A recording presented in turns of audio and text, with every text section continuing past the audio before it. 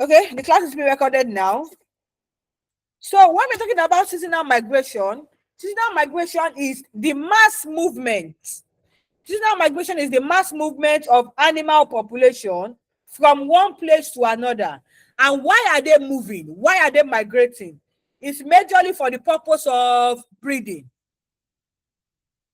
It's majorly for the purpose of breeding, to be able to procreate and give birth to offspring. That is why that is why they migrate, because at times the environmental condition of an area might not be favorable, and if it's not favorable, what's going to happen?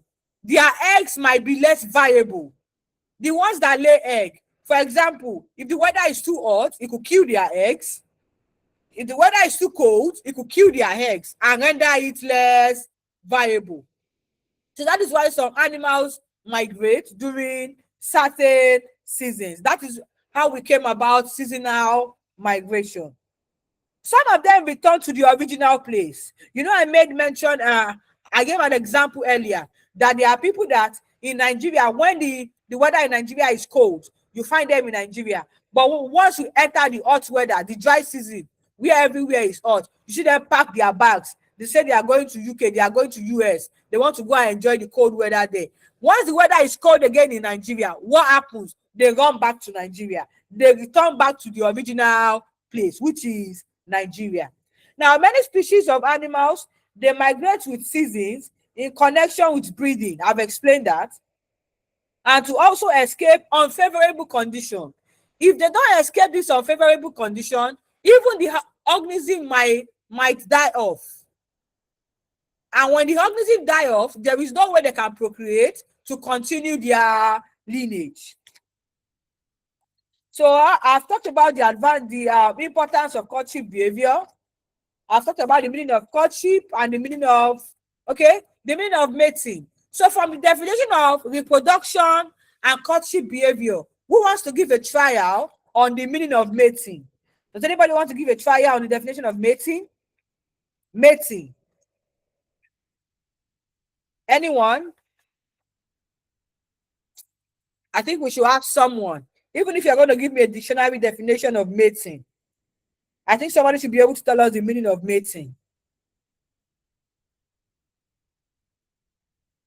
Anybody wants to tell us the meaning of mating? All right, let me tell you the meaning of mating. The meaning of mating is just when an organism pair and they copulate, they have intercourse. That is the meaning of mating. So in animals, it is called mating. In human beings, it is called sexual intercourse, or a general term that you can use for both human beings and animal is copulation. copulation, copulation, which is the act of copulating. All right, unmute your mics now. Do you have any questions on reproductive behavior, courtship behavior? Does anybody have questions on reproductive behavior and courtship behavior? You can mute your mics now to ask your questions if you have questions. Or you can raise up your hand and I'm going to call you if you have questions. Anybody?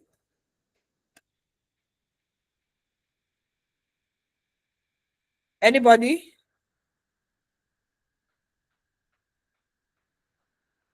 Does that mean nobody have question? Okay. So if no one asks question, does that mean I can ask question on this topic that I just explained? What is what? I can't hear you. What is copulation? Oh, okay. I said copulation is a term that is used in both human beings and animals to depict the act of reproduction. The act of reproduction. For example, in human beings, you can call copulation sexual intercourse, where the male and female have sex. So if you don't want to use the word sex, sexual intercourse, you can use a general word that can be used to describe both human beings and animal, which is copulation. Did you get that? Did you get that? Yes. Okay, thank you. All right. Does any other person have a question?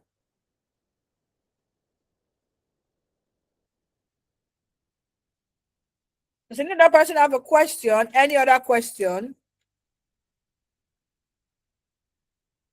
Okay, can I ask questions on this topic then? Okay, Suleiman, are you thinking? You're thinking about if you have questions or not?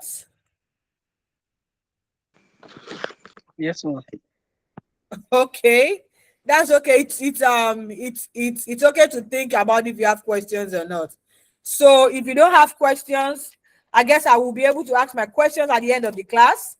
And if time does not permit me to ask questions at the end of the class, I will ask questions in the next class. And there is an assignment also available on this topic that will be able to test your understanding on the topic that we are doing today.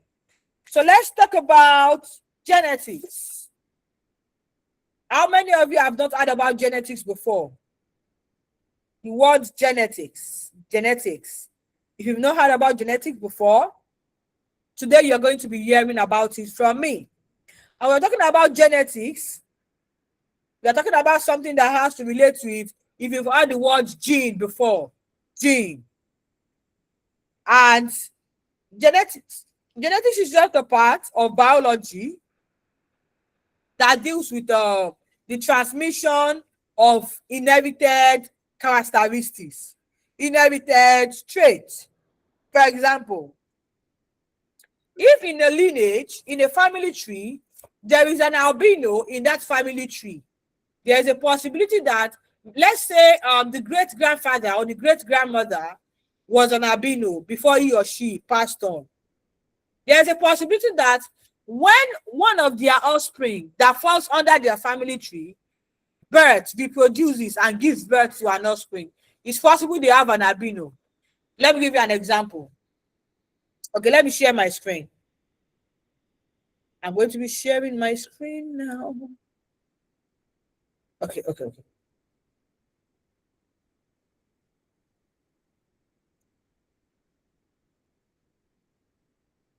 Give me a moment. I'm going to share my screen.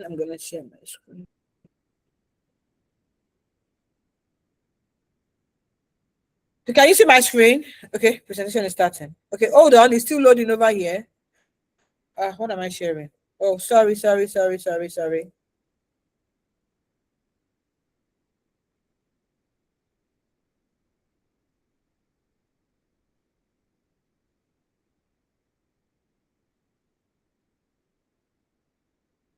you see the whiteboard?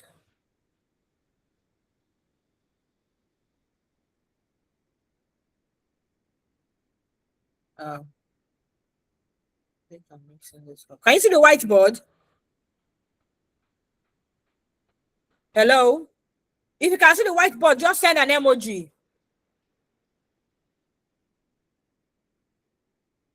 If you can see the whiteboard, send a thumbs up emoji. Okay, it has closed. Hold on, it's closed. Okay, please hold on. I'm going to load it again.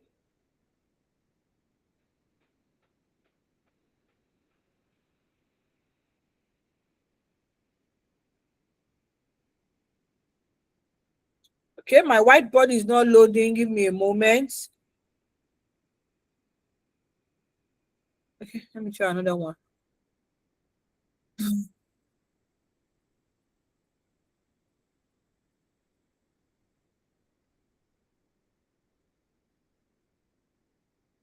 It's taking me far. Okay, I'm going to try and reload my whiteboard again.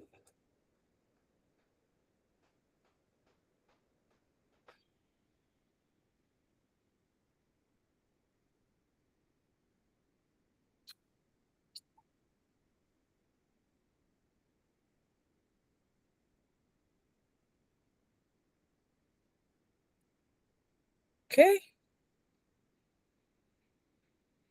If you can see my whiteboard, please give me a thumbs up.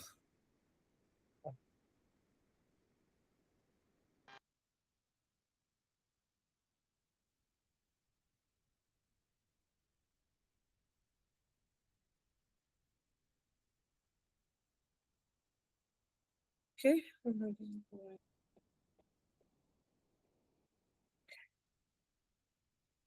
Can you see my screen now?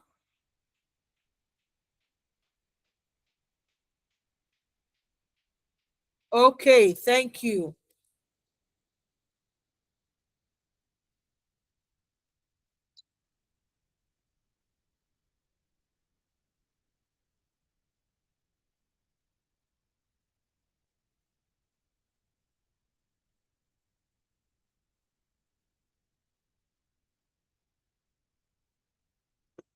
The whiteboard keeps closing.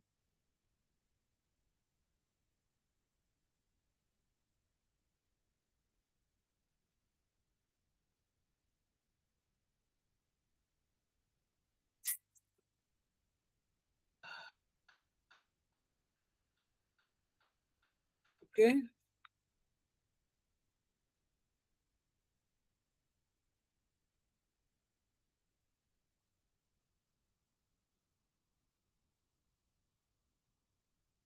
Just give me a moment, okay? All right.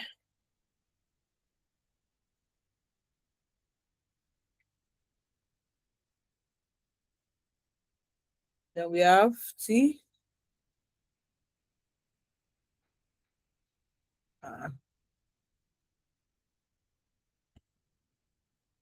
Now, looking at what I have on my screen, can you see my screen? I believe everyone can see my screen now. Now we have TT. TT represents tall, and the small t represents short. Now, when T goes with T, they have the big T, the capital letter T, and the small letter T, which means that person is of average height. He or she is not tall, and he or she is not short. Now, for someone that has albinism in their genetic makeup, they will eventually have kids that will, they might eventually have kids. The father might not be an albino, and the father might give birth, get married, give birth to children that are not albinos. And one of the children that the father gives birth to will give birth to an albino, and they'll be wondering that, oh, when did they get an albino person in their family? And they'll be wondering when they got an albino person in their family. Hold on, I'm going to share a slide with you now. I'm going to share a slide with you. Just give me a moment.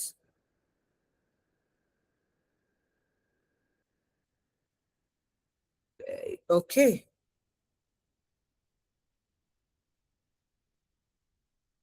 Okay, hold on. I want to share a slide with you. Okay. Can you see my screen? Can you see the slide? If you can see the slide, give me thumbs up. Okay, thank you. Okay, let me go back to the beginning. This was when I was reading through it. Okay. Take a look at this. We have, can you see my screen? Okay. We have the man with red eyes, the mother with blue eyes. Now, the boy have a red eye, which is the father, that represents the two eyes of the father, and the blue eyes, the two blue eyes that represents the mother. Now, when the both of them copulate and they reproduce, they will have kids that have, some of them might have blue eyes, some of them might have red eyes, and some of them might have a combination of it. So in this topic, we'll be talking more, and we'll be understanding the phenomenon behind this condition. So let me rush through this. Let me take you through this. So genetics, why we look the way we do. I already gave you the definition of genetics earlier, so I'm going to give you the definition of heredity. Heredity is just the process of passing on the genetic information, the traits, from one generation to another. And when you say trait, what is a trait? A trait is a specific characteristics that is unique. This trait affects the way we look. Your hair color, your eye color, your style, your skin color. And either you are going to be left-handed or right-handed. Either you're going to be tall, you're going to be short, you're going to be fair in complexion or dark in complexion, or whether you're going to even be an albino. And how do we keep track of our traits? We keep track of our traits using the pedigree. We keep track of our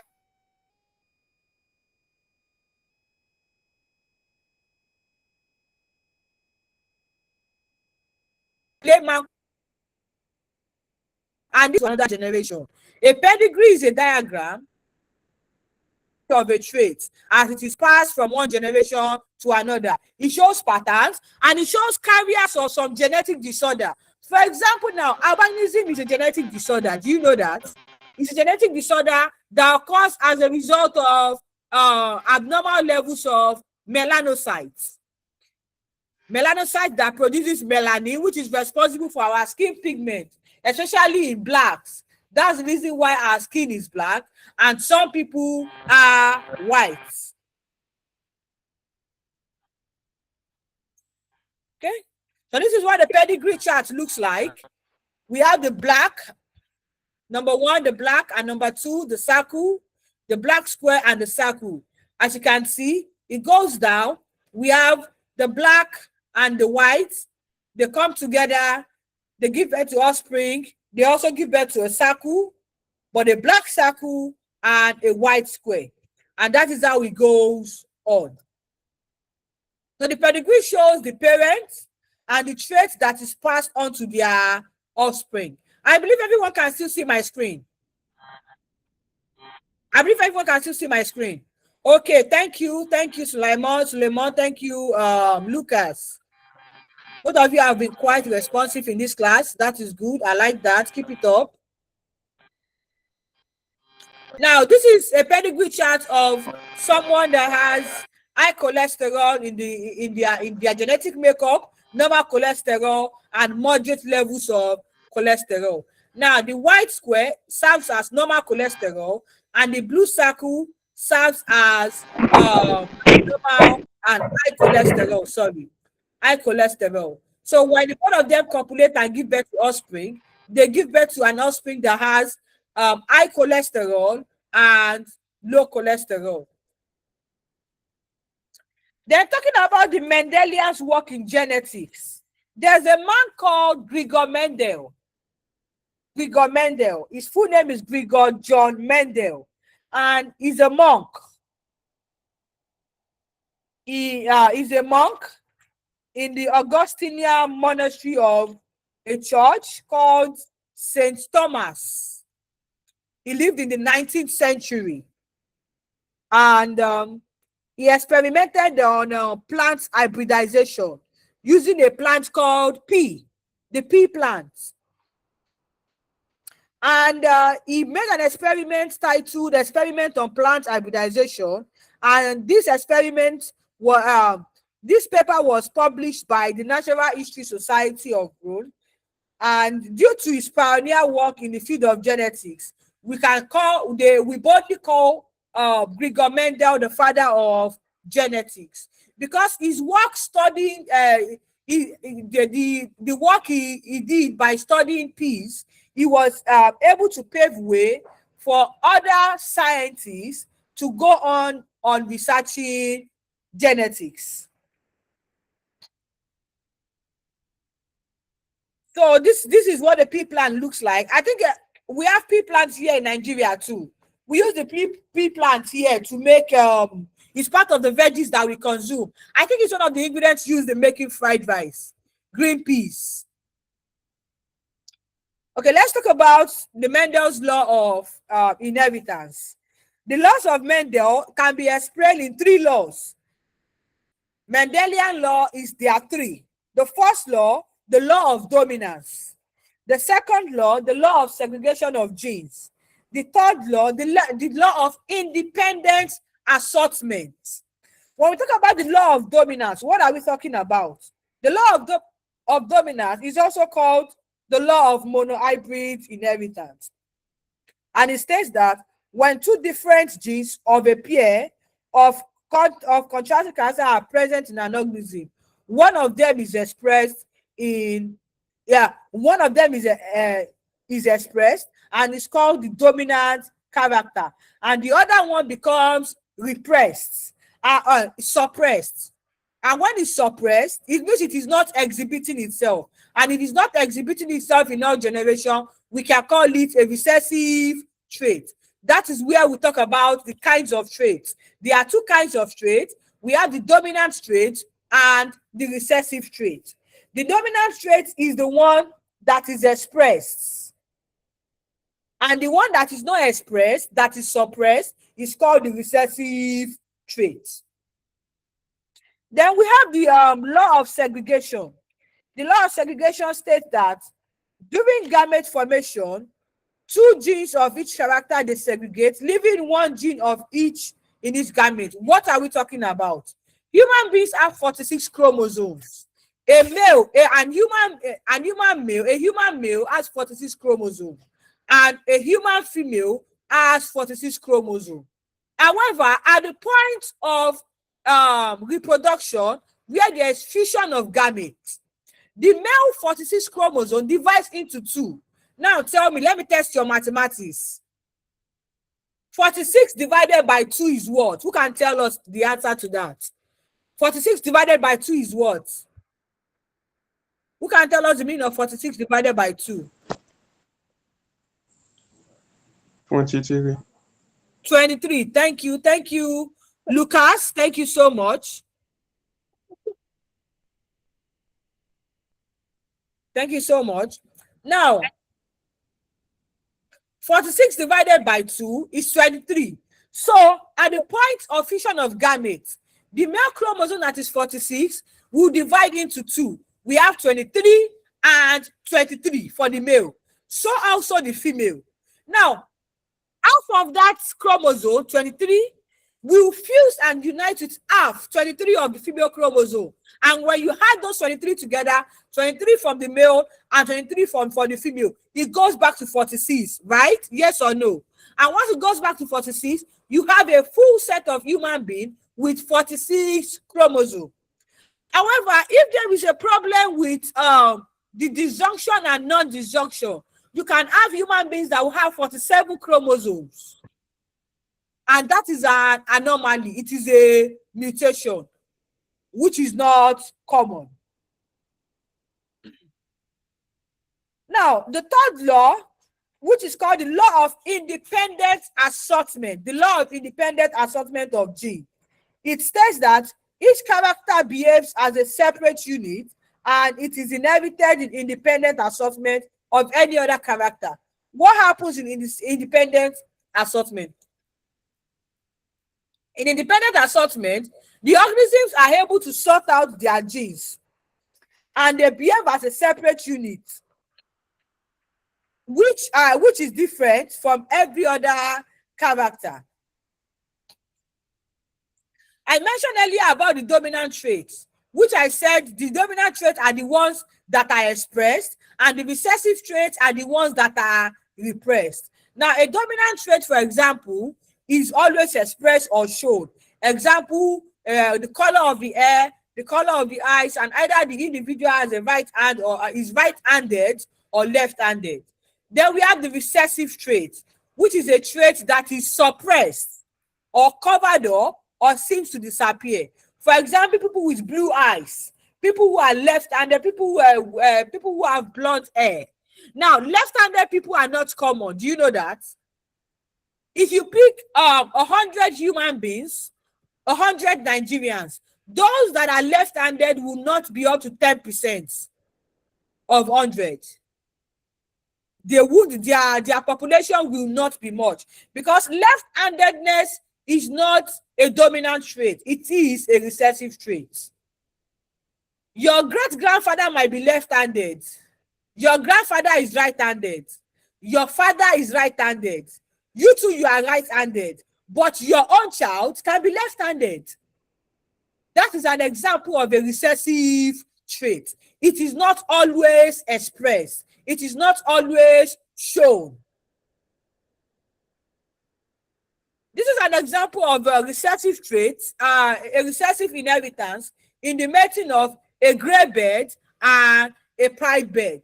You can see the gray bird is full gray, represented with 2B, capital letter B, and another one with small letter b. You can see the first generation and the second generation. Now, where do traits come from? Traits come from both parents, the father and the mother. And this trait is based on the genetic information that is contained in the father and that of the mother. I mentioned genes at the beginning of our class, and a gene is just a specific location on a chromosome that contains that controls certain traits. And genes come from both parents also. And the pair of a gene is called an allele. One comes from the sperm of the father, which is the 23 chromosome I mentioned earlier, and one comes from that of the mother, from the egg, the ovum of the mother, 23. So when we add 23 plus 23, we have 26. Okay? Then what is a chromosome? A chromosome is a structure that is present in the cell. If you remember your cell structure and cell function, where we talk about the cytoplasm, the endoplasmic reticulum, we talk about the nucleus. And we said the nucleus contains genetic material. And the part of the nucleus that contains the genetic material is the chromosome. The chromosome contains the genetic information. This information is what will be passed on to the offspring, which is the next generation. This is what a chromosome looks like. A chromosome is just like an X, letter X, X for xylophone. That is just what it looks like. Now, how are genes expressed? Genes are expressed through traits, and the traits might either be pure or mixed. If it's pure, it is homogeneous. If it's mixed, it becomes an heterogeneous gene, which brings us to homozygous and heterozygous. And homozygous is we have a pure dominant homozygous and we have pure recessive homozygous. In the pure dominant homozygous, the individual only has gene for the dominant trait, while in a pure recessive, the individual only has gene for the recessive trait.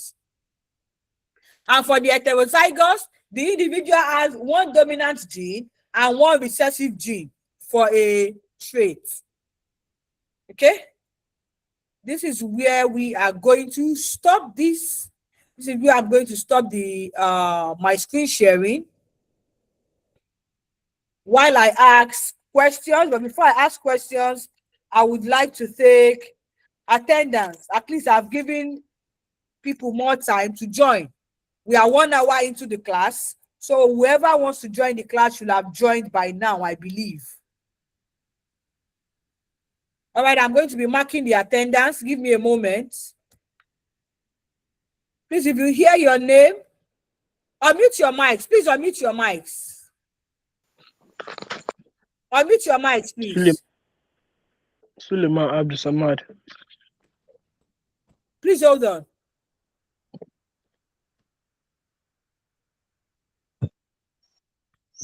Unmute your mic so that when I call your name, you will be able to respond. So I want everybody to unmute their mics. Okay, so I'm going to be calling your name one by each.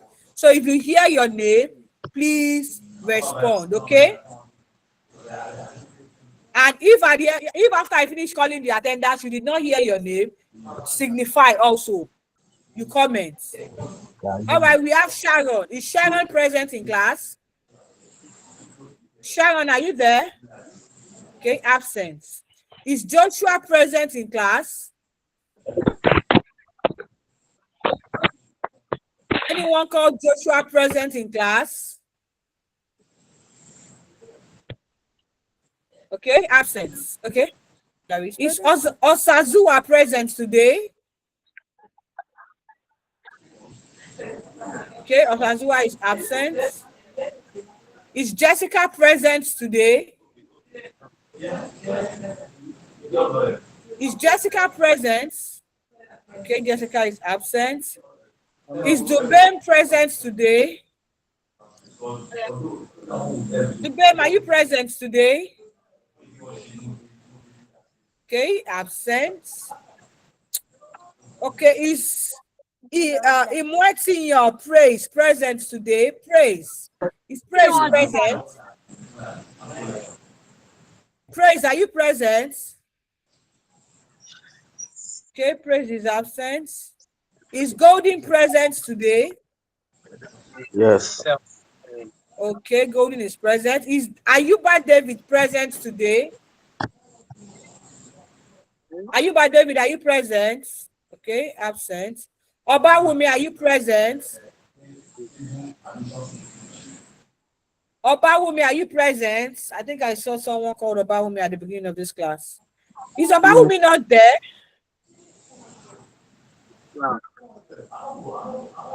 Obawumi, you are in class. Unmute your mic and respond. Or are you not Obawumi? We have to.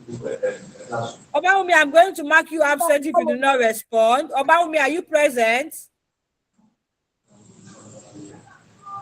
Maybe it's not there.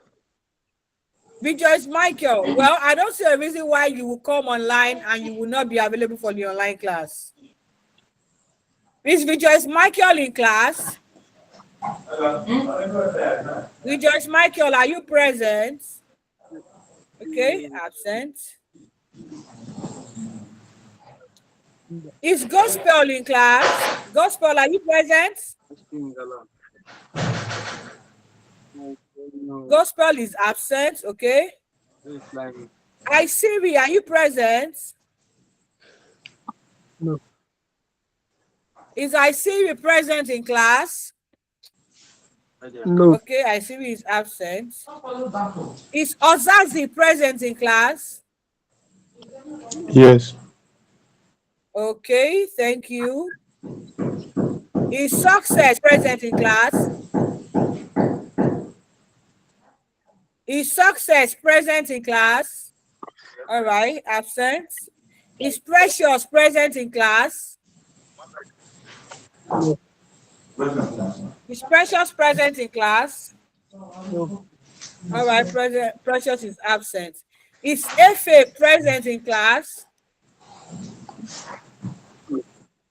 Efe, are you present? Okay, Efe is absent. Okay, let's see. So I have, can you hear your name, please signify. Ma, I didn't hear my name, ma'am. Okay, what's your name? Suleiman Abdul Samad. Okay, Suleiman. Okay, I didn't see Suleiman. Okay, Florence is just joining the class. So have you been part of this class? Melody is just joining the class. Lucas, did you hear your name in the attendance? Yes, yes. Osaze. Okay. Okay. Oh, okay. So Suleiman, you didn't hear your name, right? No, ma'am. Okay, I'm going to inform the admin after the class. Endeavor to reach out to the admin also on your own end. Okay? Okay, ma'am. All right, thank you. Florence and Melody, please unmute your mics. I do not have your name on the list. I hope you joined the right class. Yes, ma'am. Okay, because this class is biology class. So what happened? Why are you just joining?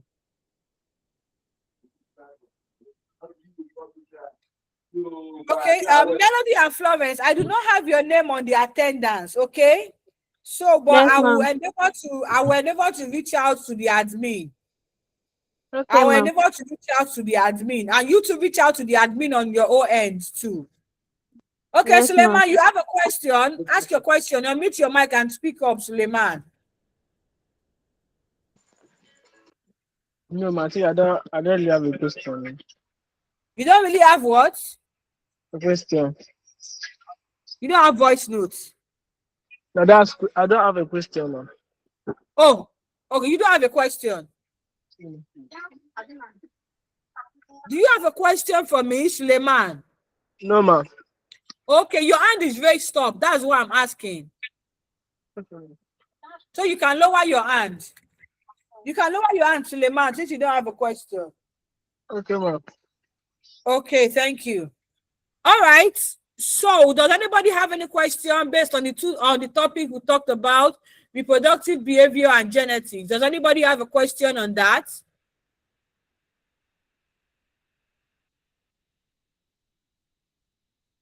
Okay. I believe your silence means that you do not have questions.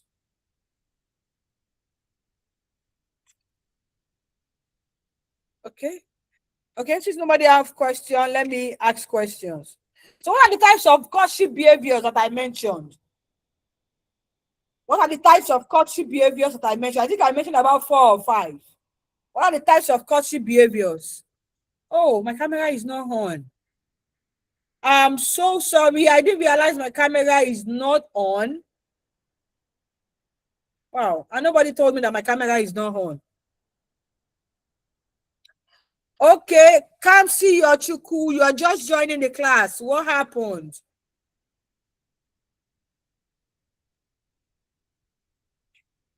Okay.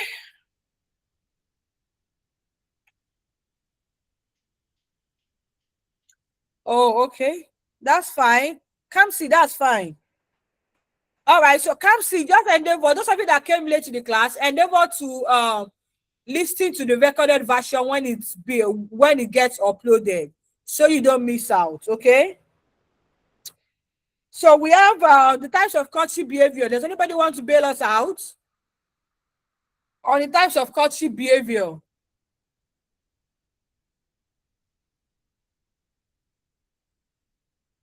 Anybody?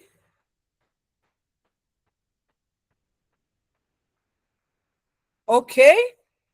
I did mention that we have pairing, we have display, we have territoriality, and we have seasonal migration.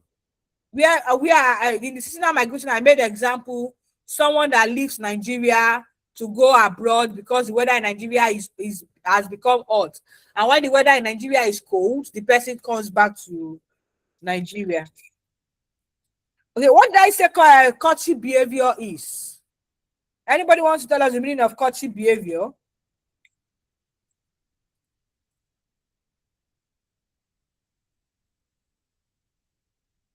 Does anybody want to tell us the meaning of courtship behavior? Okay. I said courtship behaviors are behaviors of organisms which is instinctive and it is carried out in a sequence in preparation for reproduction or mating. Who is the father of genetics? Who is the father of genetics?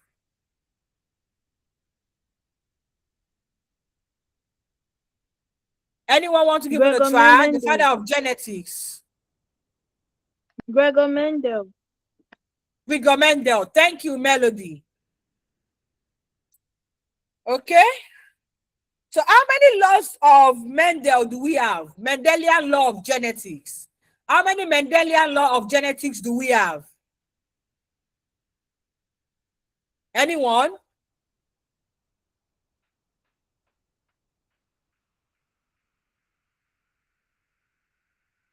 How many laws?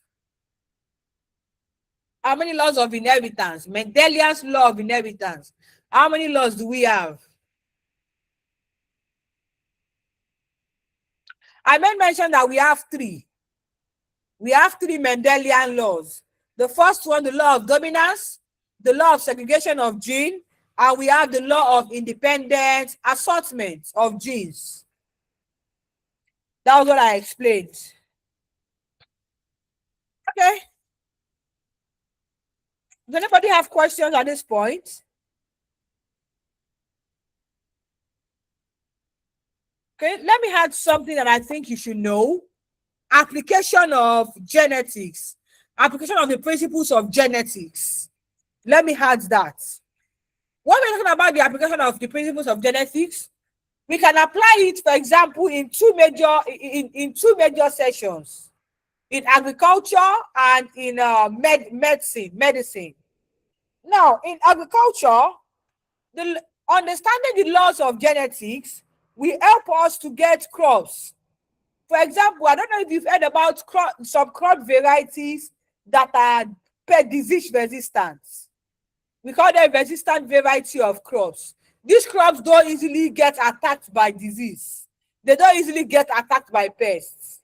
So it helps to improve agriculture. Then we have medicine. For example, in medicine, the understanding of genetics will help in things like paternity fraud. Paternity fraud, it helps with blood transfusion, cross-matching. Before you transfuse a blood, you have to cross-match it to check if the blood is compatible. If the recipient's blood will be compatible with that of the donor. For example, you cannot give a type A blood to a type O individual. It has to be a type O. That is the ABO group. And that is an entirely different topic from here. So I don't want to go into it too much. And it helps in diagnosis of disease and even crime detection. Crime detection. For example, somebody commits murder. An individual commits murder. While he was trying to strangulate the person, let's say the person died by strangulation. While the individual was trying to strangulate the person, the victim scratched the perpetrator's head, and strand of the hair stuck to the fingernails of the victim. Eventually, the perpetrator killed the victim and left. Now, when the body of that victim is being recovered and they do a sweep of the body, when they get to the fingernails, they will find strands of the perpetrator's hair on the fingernails. Just with that strand of hair, they can analyze it and determine what kind of person performed that murder. And from there, an investigation can be launched, and they will cross-match it with every sample, every DNA sample they have in their system, unless that person is not in the system. If the person is in the system, they will definitely find the perpetrator. So understanding genetics can also help with crime detection. It also helps in choosing the sex of a baby. For example, during in vitro fertilization, IVF. I don't know if you've heard about IVF before. Now, in IVF, in vitro fertilization, they can determine if they want the baby to be XY or XX. They can choose. The intending parents can choose either they want XX, the female, or they want XY. So at the end of this class, there is an assignment already that has been published. So do endeavor to get your assignment done and meet up with the deadline. Late submission is not allowed, so you have to submit in time so I can go through your assignment in time and you can get feedback also. And the assignment from our last class on Thursday, it's due on the 7th of April. I think that's next week, Tuesday. So do endeavor to do the assignment and submit. I think today's assignment is not due until maybe 9th or 10th. I'm not sure. I can't remember precisely. It's not due until 9th or 10th of this month. So do endeavor to do your assignment. And if in the course of your personal reading, you have any question on this topic or on the previous topic we did, write it somewhere, please. In our next class, you can come with your questions and we'll tackle it. So our next class is going to be next week, Thursday by 7 p.m. Please endeavor not to show up late, okay? Endeavor not to show up late. So I guess Melody and who again? They've left. Melody, your name is not on the list, right? It's not on the attendance list, right?